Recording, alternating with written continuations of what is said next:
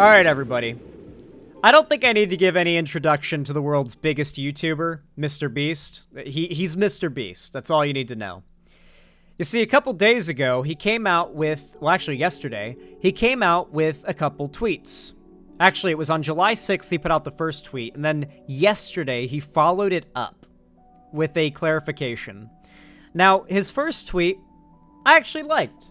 Even if it's a little ironic, I was actually like, yeah, no, this is based. But the follow-up, man, I think there's a lesson we can learn from the follow-up tweet. And I want you guys to resist your immediate first, reactions to what he says in it, and allow me to explain why it's important for us to study it. You know what I mean? Anyway, the first MrBeast tweet, the one that a lot of people were pretty happy about and got behind, nearly 1 million people, in fact, liked this tweet, said, "If we lower the age to run for president, I'll jump in the race." I think a lot of people would like a President MrBeast. Like, he seems to be a good guy, right? Someone who might actually care about the American people. I mean, he's pretty charitable. He spends a lot of time helping people. He seems like a good guy. You know, maybe he'd be a good president. A lot of younger people certainly would like to see that, I think. But then yesterday he followed it up with this. And I know a lot of you guys in chat are going to cringe really hard at this. But this tweet, I think we need to study it. I have a whole rant/lecture about this single tweet. Here's the follow-up. If I were president, I wouldn't care about party lines. I'd just always truly make the American people my #1 priority. For problems I'm ignorant in, I'd have experts from the left and right advise me on them, and try to find the middle ground that's best for America. Wouldn't be buyable. Don't care about doing things just because my party says I should, and I would focus on uniting the country instead of dividing it. Anyways, we can pick this up in 15 years when I'm old enough to run. Haha. So he basically comes out with, the gigacentrist take, right? You know, so for those who don't know, MrBeast, to gain the popularity he is a radical centrist, right? As you guys know, the most controversy he's ever had was when he dared to defend his friendship with a trans person, right? Like, him taking any political position, certainly a progressive one, could lead to, an actual self-nuking of his career, right? Like, a big part of how he got to where he is, and he said so himself, is he doesn't talk politics. He just doesn't talk politics. You cannot be successful, at least that successful, and ever talk politics. Like, you'll notice how, even, popular YouTubers who are really popular, I mean, you can tell they're politics, maybe, but they never talk about them. Not overtly. Like, Wendigoon, for example. Massive YouTuber. Very clearly a conservative. It's very obvious he's conservative, but he never overtly expresses those opinions or beliefs. And when he does, it's in a very inoffensive way, right? And I like Wendigoon. I just banged out, 2 episodes of Creepcast before this stream. I like Wendigoon. I'm not shitting on him. It's very clear he's a conservative, though, right? And I think there are a lot of content creators that got to where they are because they are afraid to have a political opinion. Being hard left or hard right does mean that you are cutting yourself off from gaining an audience from half of the country, half of the world maybe. Maybe a little less than half, but maybe more than half, depending on what side you're taking. And in the case of MrBeast, both as a YouTuber and as a president, I think he'd want to be a centrist. I think he's fully serious here. And I've talked about this in the past, and I've seen many conservatives and centrists, or people who think they're centrist, I should say, making fun of this exact quote, but I'm going to repeat it myself and defend it. Perhaps better than most people on the left can. Centrists are basically useful tools for the right. Allow me to explain. Another word you might often hear referred to, when referencing the left, is the word progressive. With the word progress being the, root there, right? Generally, people on the left have even to a fault, a very strong motivation to progress society, to bring society to a point where it's never really been before, for groups of people to have levels of acceptance and recognition and representation they've never had before. Even if you don't agree with this progress, you have to admit it's progress. Even if you think at a certain point it gets to be too much progress, the left generally, you would agree, they're progressives. And the right, might agree, are conservatives. The word progressive and conservative mean a lot. While I think conservative might be a little bit soft for the wording of what conservatives actually do, it's still worth looking in the etymology of these words because they are fundamentally referring to what the left and right generally want to do, especially in American politics. The left generally wants to move America forward, coming up with new ideas, plans, like something like the Affordable Care Act was not a thing before Obama, for example. Obama came along and said, I want to provide accessible health care to millions of Americans who need it, and had that be one of his big policy positions while he ran, and the American people have become more amiable to those ideas, and so Obama won, and now we have the ACA, and so on, right? And now Biden is in that place, right? The problem is, the American people are not 100% logical, right? And there's a lot of money in politics. And that money is almost exclusively, a majority of that money goes to paying for ads. And the reason so many wealthy, powerful corporations and special interest groups put so much money into running ads is because they know those ads work. Obviously, they wouldn't be paying for them if they didn't. The American people are very malleable. There are people you don't even know the names of spending money to run campaign ads to make sure the candidate that best aligns with their best interest wins. And these ads range from literal advertisements you've seen to more covert money campaigns and shit like that. Without even realizing it, you could be getting influence to a political position because some special interest group put in the money, right?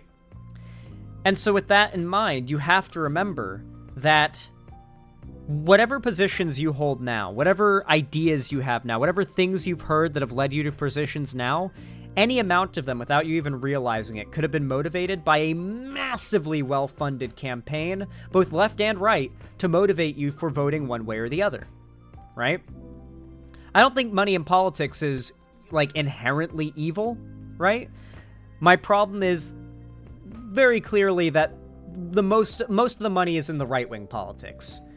These evil corporations, for the most part, they aren't going to pay in order to get a Democrat in office because Democrats tend to be more in favor of government regulation of those corporations, of these extremely wealthy people. They want to tax these extremely wealthy people more. And so these extremely wealthy, powerful people generally want to spend their money on getting a Republican into office. And so you need to, for starters, remember that, a lot of the American people, on a base level, have been heavily influenced by lies, propaganda, and bullshit on a base level. How many Americans can you think of that, actually believe, even on the left, how many people have you met that have actually been convinced by the literal Republican PSYOP campaign to convince Democrats that Obama deported more people than Trump did? He didn't, by the way. Obama did not deport more people than Trump or Bush, but you'll hear that even from lefties that have fallen for it. The whole deporter-in-chief thing, completely made up. A literal right-wing psyop that was made up when Obama was president to convince progressives not to support him. Psyoping the left goes back way before current Twitter, by the way. It's been around for a while, since before the internet. And so when you consider all this, what is centrist is honestly not really there is no such thing as centrists. The American people live in such a constant flux in their politics that at any given time, what is the centrist, what America considers to be a centrist viewpoint depends on the issue. And every day there is a new issue, right? So on one issue, there's been enough money and propaganda put in to get the majority of Americans on board with, like, what is essentially the Nazi position on an issue. It's happened before. And then on another issue, there might not be as much political willpower for them to, like, campaign on that, and Americans might find themselves overwhelmingly agreeing on a progressive point, right? And these positions will change constantly based on the state of the country and where money is going for political campaigns and whatnot, right? And so when you consider that, what is a centrist? That definition, the political positions a centrist would have, a literal centrist, someone who holds, like, the center fence post position between everything, is constantly changing. Because a couple years ago, the right-wing standard position on trans people was they're just kind of cringe and kids shouldn't be allowed to see them. Now it's like they need to be imprisoned because they're an active danger to society and maybe more needs to be done to them. So what's the centrist position between trans people should have rights and representation and trans people are a threat to children? What's the middle ground? What's the centrist position now compared to a few years ago when the right was just kind of heavy on the trans people, right? On the other hand, it's not just the right. The left might go super hard on a certain issue, like Israel-Palestine is a good example. The left has never been more pro-Palestine than it is right now. It is, so what's the centrist position between Israel-Palestine now? And even if it's something you can identify now, it's different than what it was a couple years ago before this happened, because the left has become so extremely pro-Palestine in just a couple years. So centrism is just not a real thing, because being left or right isn't really a real thing also, when you think about it long enough. There are people who are ideologues that time and time again, they side with the left or right as a point of principle, where fact and evidence come secondary, if at all. And then you've got people who are evidence first, evidentiary thinkers who will oftentimes, as the saying goes, find themselves with a liberal or leftist bias, like reality has a liberal bias, that quote. Generally, people who do that find themselves more left-leaning or center-left-leaning, somewhere left of center.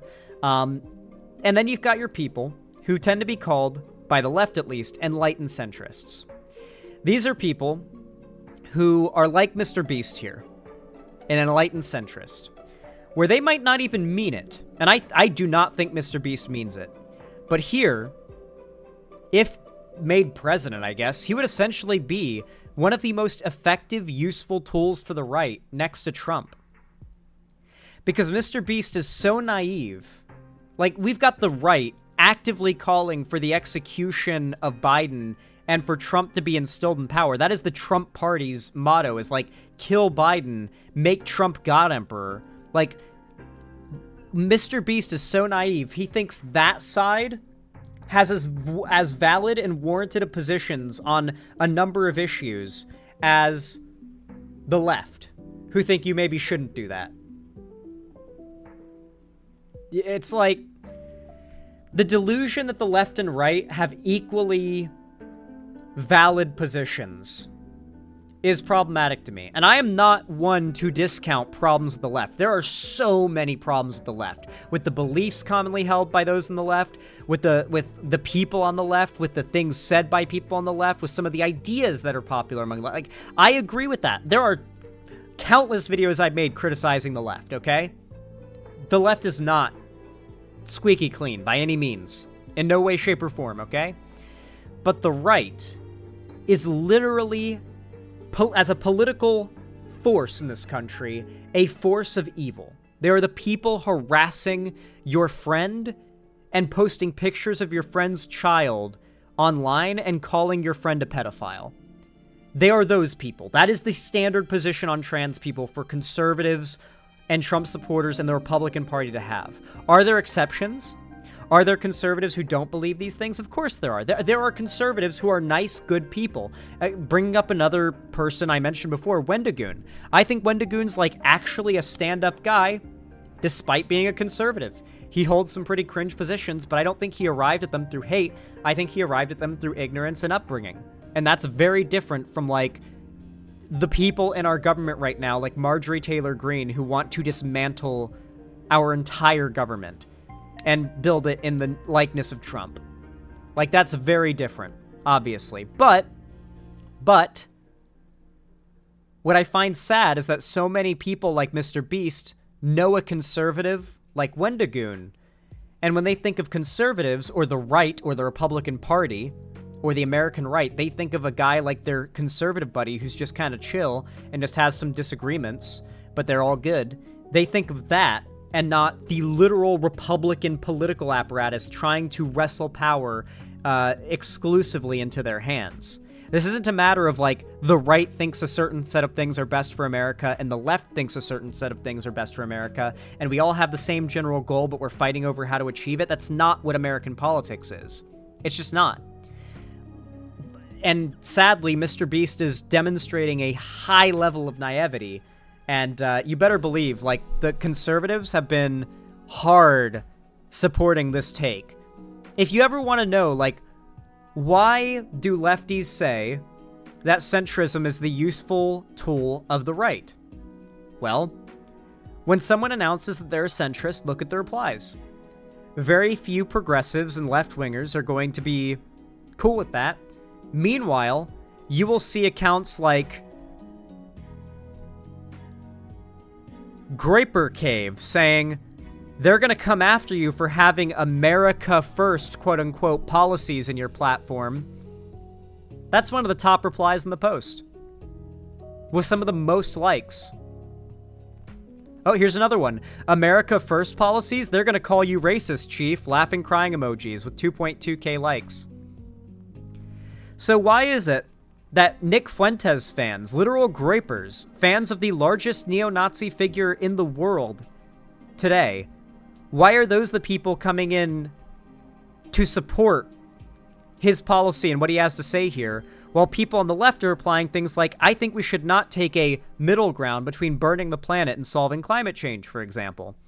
Like, why is it that no one on the left hears someone say I'm a centrist and they're like, oh, that's cool, but all of the right is like, yeah, you're a centrist, and sees that as a good thing? Why does the right celebrate when they see a centrist and the left go, ah... The right certainly acts like centrists are a useful tool for them. Like, if you think the left is crazy for saying this, then look at the right's response to anyone saying they're a centrist. They don't seem to have a problem with it. It seems like they see centrists as a potential useful tool for them. Food for thought, I think. And then finally, I want to bring it back around to the etymology thing I mentioned before. The progressives actively want to bring society forward. Like I said, progress. While conservatives want to conserve. Now, they don't want to conserve the environment or anything like that. Let's be very clear. That's not what they're talking about when they say conserve. What they want to conserve are the ways in which our culture and society were, right? Like, conservatives in the 80s wanted to bring things back to how they were in the 60s. Conservatives in the 60s wanted to go back to the 40s, and conservatives in the 40s wanted to go back to the 20s. Conservatives in the 20s wanted to go back to the... And at this point, ironically enough, we've got a lot of conservatives today that want to go back to the 40s. And so, with that in mind, when that is what conservatives want to do, not just preserve a point in history, but to drag us back to it, while the left is an endless force of progress forward, centrists think themselves an anchor point that holds the Overton window where it's at. When in reality, the centrists are just they're just like the little ribbon on the rope in tug of war, constantly getting pulled left to right. People like MrBeast get pulled to the left when their best friend, who's trans, gets attacked by a bunch of conservative accounts online and called a pedophile, and he has to defend his friend and defend his friendship with his friend. That's the ribbon, the centrist ribbon getting pulled to the left. And then when a bunch of people come in and they say, man, MrBeast, we do like that you're, like, spending your money on helping people, but you've got such a massive platform. Couldn't you use it to maybe talk about the systemic problems that are causing the things that, like poverty, that you care so much about? Like, there are actual policies and government issues that you can talk about in your videos and educate people on, and it could lead to real systemic change, not just, you know, a video's worth of people helped, as good as that is. And people interpreted that criticism as people saying MrBeast isn't doing enough, like not spending enough money, not curing enough people. And they say, why aren't you happy? And MrBeast sees that as nothing he does is enough to please these crazies on the left. And that's the tug-of-war ribbon getting moved to the right. The fact is, there is no centrism. Centrism is the people in the center, quote unquote, the majority of people who think that they're super rational, enlightened centrists who are basically just going with the flow. And sometimes the flow is to the left. Sometimes the flow is to the right. More often than not, it's to the right, because the left typically asks that you change, that you be proactive to improve society, while to conserve, to bring things back, you don't really have to change. So, in fact, it's actually encouraging you to stay the same and keep things how you remember them, while the left wants to make things different and change things. It's a lot easier to get centrists on board with supporting the right than with supporting the left. Being a progressive and making society better and moving forward is scary. Going back to a comfortable older time that a bunch of people look back on with rose-tinted goggles, that's easy. And so centrists tend to go for the easy path. The path to progressive positions is not the easy path. It's the right one, usually. Not always, but usually. But it's the harder path, almost always. And because of that, centrists don't tend to want to take that path. The obvious one always seems to be the easier one. Which is the, safe comfort of, the 1980s now, I guess, is what, the right is hearkening to. 1980s and 90s, I guess. This might be a weird question, but I'm a centrist and I'm watching you, and I'm kind of being pulled to the left when I watch more of your content. Would that be good? Here's the thing. I mentioned before that left and right aren't really real. What really exists are positions and ideology. Are you an ideologue? Because you shouldn't be. You shouldn't be an ideologue. If you're an ideologue, your ideology comes first, and your desire to pursue facts and evidence to support that ideology comes second, if at all. You don't want to be an ideologue. What's an ideologue? You don't want to be one, okay? That is fundamentally irrational, and it's the kind of thing that most conservatives are. Most conservatives, if not the vast majority, almost all of them, are ideologues. They are conservatives first, who believe in those, anti-gay, anti-critical race theory, conservative positions first and foremost. And it is hard, no matter how much evidence you show them, to get them to move from that, because they hold those positions as a principle. While someone might be evidence-driven, and they might even have a bunch of bad information and evidence shown to them, and that moves them to holding conservative positions. Someone who is an ideologue believes something because they are supposed to believe it in their mind, and they justify those beliefs post hoc. I think you should strive to be someone who looks for the truth in every issue, though I will admit over time you might find yourself aligning with the left on most issues when you do that. But not everything. It doesn't make you a centrist, by the way, but you may find yourself researching certain issues and being like, seems like the majority of the left is actually off the mark on this. The data does not line up with, the popular, copy-pasta take you hear from lefty accounts. Damn, the left took an L on this one, I think. It's rare, but it happens. And if you're willing to actually accept that that's possible, to accept evidence for a claim that doesn't back up your currently held positions, if you're okay saying, damn, I was wrong. This evidence says I was wrong. I guess I'll change my position to what the evidence says was right. If you're willing to do that, the more willing you are to do that, the better. Okay? You do not want to be an ideologue, ideally. Ideally, yeah. You know what I mean. Obviously, this is whoa, really? Wow, Zan, really? I shouldn't be an ideologue? But, you shouldn't be, right?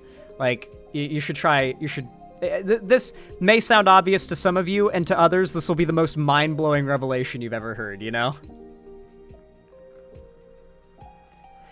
Yeah, for example, someone on the left who is an ideologue is someone who would never vote for Biden because they refuse to vote for someone who isn't a certain amount of left wing in their evaluation, right?